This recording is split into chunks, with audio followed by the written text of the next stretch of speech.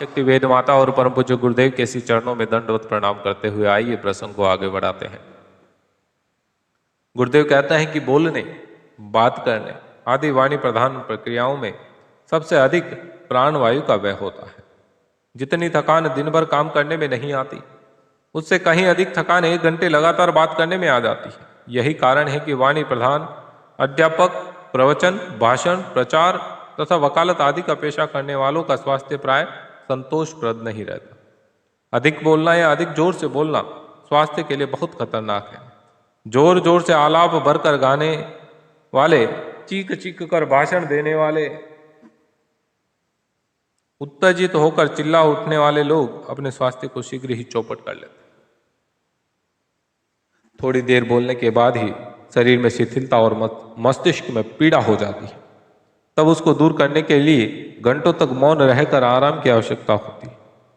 अधिक वाचालता, आवेगपूर्ण वार्तालाप से बचकर अपने स्वास्थ्य की रक्षा करना प्रत्येक बुद्धिमान के लिए वांछित है। इस प्रकार अनेक दृष्टिकोण से देखा जा सकता है कि जीवा का संयम, सफाई मनुष्य के स्वास्थ्य के लिए बहुत आवश्यक है। उसके विपरीत आचरण करने वाले को ठीक से स्वस्थ रहने की आशा नहीं रखनी चाहिए। अथर्ववेद में कहा गया कि ब्रह्मचर्य की साधना से विद्वान लोग मृत्यु को जीत सकते हैं। इसी प्रकार युग पुरुष भगवान श्री कृष्ण ने भी कहा है कि यदि परमात्मा को प्राप्त करना चाहते हो तो ब्रह्मचर्य का पालन किया करो।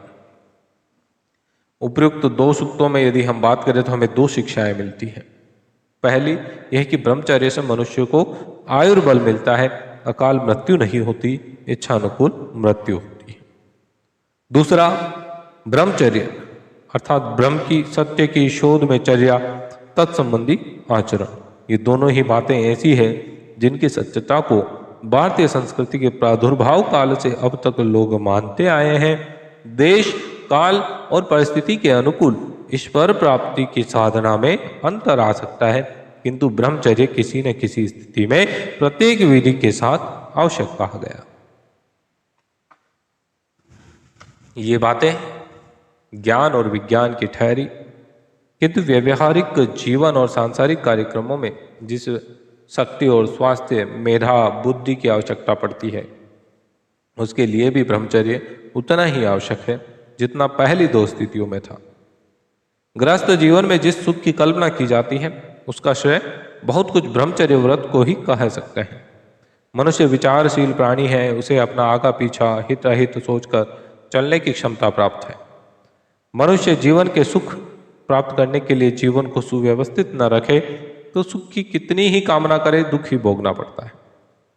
शारीरिक उत्तेजनाओं से उत्तेजित होकर, मानसिक निर्बलताओं से प्रेरित होकर बहुमूल्य जीवन शक्ति को यूं ही यदि बर्बाद कर दे तो मनुष्य की घोर अज्ञानता का चिन्ह है। वह जीवन शुष्क, निरस, अंधकार में उच्छेष्ट, अपवित्र और मृत तुल्य माना गया है, जिसमें मनुष्य ने शरीर सुख की क्षणिक तृप्ति के लिए हाड़ मांस के पुतले से चिपट चिपट कर अपना जीवन सत्व बर्बाद कर दिया। थोड़े ही दिन में जब शरीर शिथिल पड़ जाता है, इंद्रियां जवाब देने लगती है, तब होश आता है, किंतु अकाल मृत्यु को दरवाजे पर बुलाकर पछताने से होता भी क्या। आवश्यक है कि हम मंत्र दृष्टा ऋषि की वाणी को हृदयगम करें और अधिक से अधिक ब्रह्मचर्य व्रत का पालन किया करें। मनुष्य तभी बुद्धिमान कहा जा सकता है जब वह सांसारिक घटनाओं, सांसारिक पदार्थों का अध्ययन करके अपनी मानसिक उत्तेजनाओं का समाधान कर लिया करे। प्रतिदिन अनेकों ऐसे लोगों को देखते हैं जिनके शरीर सूखे, निर्बल, शक्तिहीन दिखाई देते हैं। दूसरी ओर कुछ हट्टे कट्टे, स्वस्थ और बलिष्ठ व्यक्ति भी दिखाई देते हैं। हो सकता है कि कुछ स्वस्थ पुरुषों को खान पान की अच्छी सुविधाएं रही हो, किंतु यदि आचरण की गहराई में जाकर देखें तो यही मालूम पड़ेगा कि दुर्बल व्यक्तियों ने असंयम किया, शरीर की विद्युत शक्ति, प्राण शक्ति का अनावश्यक दुरुपयोग किया। इसी कारण वह अप्रिय, दुखी, रोगी व प्रसन्न दिखाई देते हैं। ये बात हर व्यक्ति जानता और अनुभव करता है, पर चतुर वह है जो इन विचारों का लाभ अपने व्यवहारिक जीवन में प्राप्त करें। क्षणिक रस के लिए मैं शक्तिहीन क्यों बनूं, ये सोचें। जिस वीर्य में संतान पैदा करने की शक्ति भरी पड़ी है, उसे क्यों नष्ट करूं। जीवन को आह्लादित, उल्लसित और चमकदार रखने वाले द्रव्य का पतन क्या अच्छी बात है। परमात्मा की इस शक्ति को विनष्ट करना सचमुच गैर जिम्मेदारी है, अपराध है। मैं इस अपराध को नहीं करूंगा। इस तरह के विचारों को एकांत में बैठकर प्रतिदिन ध्यान में लाना चाहिए, जिससे मानसिक विग्रह की स्थिति में इन पर बार बार और गहराई से विचार करना होगा, और वीर्य रक्षा करने वाले मनुष्य ही इस संसार के भोग भोगते हैं। तात्पर्य, किसी भी परिस्थिति में वीर्य नाश ना हो। संसार के किसी भी बाह्य पदार्थ को अपने सुख का कारण न मानना मनुष्य के सर्वोत्कृष्ट ज्ञान का परिचायक है। सुख विचार की वस्तु है, ये भावना से प्राप्त होती है। स्वस्थ भावनाएं और बलिष्ठ विचारों से आमोद उत्पन्न होता है, पर विचारों की सक्रियता और भावनाओं की मस्ती तो ब्रह्मचर्य से ही प्राप्त होती। शक्ति ही सुख का मूल है, यह समझकर अपनी शारीरिक शक्ति के अपव्यय को रोकने में ही चतुरता है। बाह्य पदार्थों को सुख का आधार बनाकर रहना मनुष्य की बंधन दशा तथा ज्ञान की ब्रह्मचारिणी स्थिति है। इसमें मनुष्य का पतन ही संभव होता है। गुरुदेव कहते हैं कि कामुकता अशुभ चिंतन से, अश्लील दृश्यों के अवलोकन से, बार बार मनन करने से आती है। आचरण का बीज है विचार। विचारों को यदि सत्य की ओर रचनात्मक प्रवृत्तियों में लगाए रहें और उन्हीं में सुख अनुभव करें, तो ब्रह्मचर्य धारण की एक बहुत बड़ी कठिनाई हल हो जाती। गांधी जी कहा करते थे कि आलसी मनुष्य कभी भी जीवन में ब्रह्मचर्य का पालन नहीं कर सकता। वीर्य संग्रह करने वालों में एक अमोघ शक्ति पैदा होती है, उसका उपयोग अपने शरीर और मन को निरंतर कार्यरत रखने में ही करना चाहिए। गुरुदेव कहते हैं कि प्रत्येक मनुष्य को कोई ऐसा कार्यक्षेत्र निर्धारित कर लेना चाहिए जिससे विषय वासना की ओर भटकने के लिए मन को रंच मात्र का भी समय ना मिले। जिसका मन किसी वस्तु या व्यक्ति में आसक्त हो जाता है, उसके न रहने या न मिलने पर दुख अनुभव होता है, उसका ही आश्रित परावलंबी बन जाता है, तो यही स्थिति अब्रह्मचर्य का कारण बन जाती है।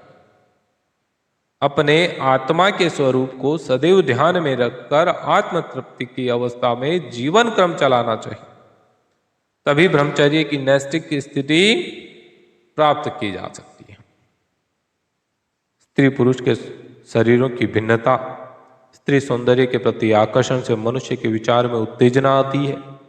प्रेरित और प्रभावित होकर अक्सर लोग वासना के शिकार हो जाते हैं, पर यदि भली प्रकार चिंतन करें तो यह मालूम पड़ता है कि शरीर की विविधता आवरण में भी पुरुष या आत्मा ही विद्यमान है। अविनश्वर आत्मा के कल्याण के लिए शरीर के प्रति आकर्षण मानवोचित नहीं है। यह सोचना चाहिए कि शरीर में हाड़, मांस, मलमूत्र आदि गंदी वस्तुएं ही भरी पड़ी। रूपहली चमक के पीछे अपनी आत्मा के कल्याण को विस्मृत नहीं किया जा सकता। दो क्षण के इंद्रिय सुख के लिए जीवन के बहुमूल्य हित पर कुठाराघात नहीं किया जा सकता। वह करना चाहिए जिसमें आत्मज्ञान बढ़े। मोह और काम के भाव से आत्महित को बेच डालना कभी विवेकपूर्ण नहीं कहा जा सकता। गुरुदेव कहता है कि विषय सुखों में भटकने वाला मनुष्य का स्वेच्छाचारी और अहंकारी मन होता है।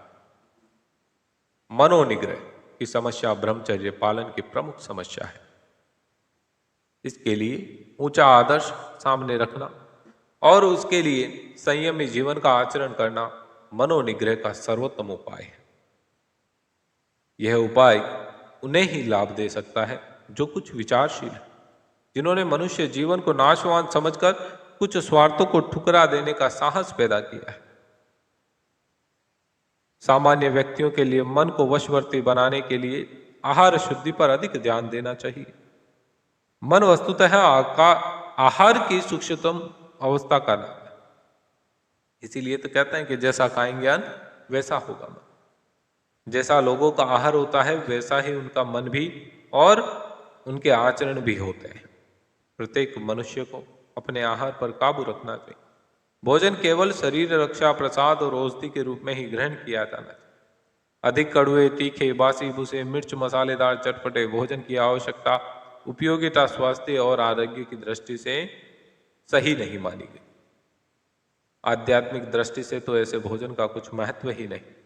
मादक पदार्थ, खुले बाजार खाद्य पदार्थों में केवल रोग के कीटाणु ही नहीं फैल जाते, वरन उनमें आने जाने वाले लोगों को दूषित संस्कार भी मिल जाते हैं।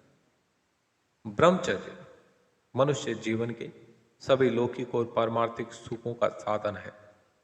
हमें अपने जीवन को ब्रह्मचर्य में रखकर शक्तिमान, कांतिमान, मेधावान, विचारवान बनाने का सदैव प्रयत्न करते रहना चाहिए। जिसने इस मूल मंत्र को समझ लिया, उसके जीवन में सुखों की कोई कमी ना होनी चाहिए। प्रिय सज्जनों, आप सभी को यह प्रसंग कैसा लगा? प्रसंग यदि अच्छा लगा तो लाइक शेयर करिएगा। अभी तक हमारे साथ नहीं जुड़े हैं तो अवश्य जुड़ जाइएगा। परम पूज्य गुरुदेव का चैनल सब्सक्राइब करें, जहां पर गुरुदेव का साहित्य जो है ऑडियो संस्करण में आप तक पहुंचा रहे हैं हम लोग। जय श्री राम।